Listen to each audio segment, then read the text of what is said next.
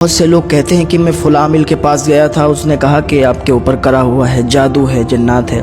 دیکھیے، جادو جو ہے ہوتا ہے اور انسان کروا بھی دیتا ہے، لیکن جو کرواتے ہیں ان کا حال بہت ہی برا ہوگا۔ جادو کئی قسم کے ہوتے ہیں۔ جو سب سے زیادہ طاقتور جادو ہوتا ہے وہ بھانومتی کا جادو کہا جاتا ہے۔ ایک کالی ماتا کا بھی جادو کہا جاتا ہے۔ جادو بہرحال بہت طریقے کے ہوتے ہیں، لیکن جو بھانومتی کا جادو ہے وہ 70 پتلیوں کا ہوتا ہے۔ آپ نے دیکھا ہوگا، پتلی ہوتی ہیں، پتلے کے نما بنی ہوئی ہوتی ہیں، اس میں وہ لوگ سوئی چبھوتے ہیں، اس کے اوپر نیبو کاٹتے ہیں، جو بھی کرتے ہیں وہ اپنا بہت غلط کام کرتے ہیں، اور وہ بہت ہی گندا جادو ہوتا ہے، کیونکہ سپلی عامل ہوتے ہیں اس کے، اور وہ اس کو کہتے ہیں جو لوگ جتنی زیادہ گندگی کرتے ہیں، جتنی زیادہ گندگی کھاتے ہیں، اتنا ہی زیادہ ان کا جادو مضبوط ہوتا ہے۔ بہرحال تو اس جادو میں 70 پتلی ہوتی ہیں۔ اس کا اتنا پاور ہوتا ہے کہ جو بھانومتی کا جادو ہے اس میں 70 پتلیوں کا یہ راز ہے کہ اگر یہاں بیٹھ کر اور وہ کہیں کا بھی جادو کرے تو وہ کر سکتا ہے، کسی پر بھی کر سکتا ہے، لیکن اس کے لیے شرط یہ ہے یا تو ناخن ہو، یا تو بال مل جائیں، یا تو جس پر کر رہا ہے اس سے ریلیشن میں جو بھی چیز ہے کچھ نہ کچھ مل جائے۔ یہ تو ہو گیا بھانومتی کا جادو۔ لیکن جو کالی ماتا کا جادو کہا جاتا ہے اس میں 30 پتلیاں ہوتی ہیں۔ وہ یہاں بیٹھ کر انسان اتنی دور تک کر سکتا ہے جتنی دور بیچ میں ندی نالا نہ پڑ جائے۔ اگر بیچ میں ندی نالا پڑ گیا تو وہ جادو وہاں تک ختم ہو جائے گا، وہ وہیں تک محدود رہتا ہے۔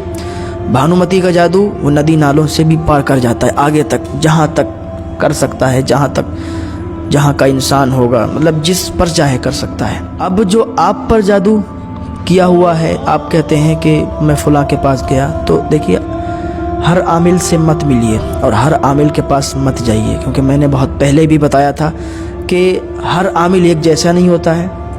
بہت سے عامل لوٹنے کے لیے بیٹھے ہیں جو لوگوں کو لوٹتے ہیں، بہت سے عامل ایسے ہوتے ہیں جو باقی کام کر کے دیتے ہیں اور ان سے پیسہ بھی نہیں لیتے ہیں زیادہ، سمجھ رہے ہیں، جتنا ان کا کام ہوتا ہے اتنا ہی پیسہ لیتے ہیں۔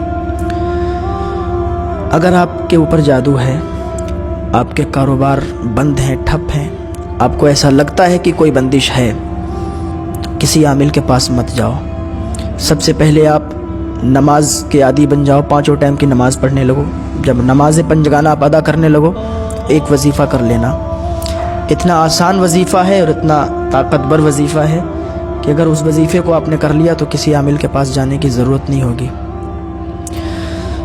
عشاء کی نماز کے بعد 21 مرتبہ قل اعوذ برب الناس، یعنی یہ قل شریف آپ کو پڑھنا ہے 21 مرتبہ، اول اور آخر 7 مرتبہ درود شریف پڑھ کے۔